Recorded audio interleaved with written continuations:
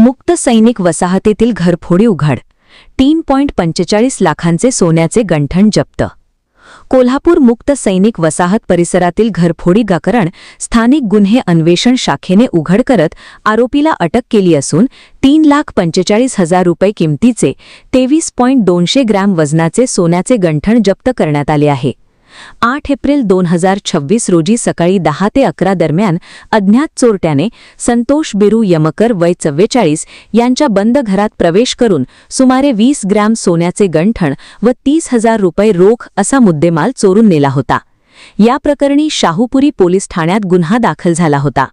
Police अधीक्षक नीलोत्पल यांच्या मार्गदर्शनाखाली पोलीस निरीक्षक सुशांत चव्हाण यांच्या पथकाने सीसीटीव्ही व तांत्रिक माहितीच्या आधारे तपास करत अक्षय महादेव बोकमुरकर वय 37 याला सापळा रचून ताब्यात घेतले.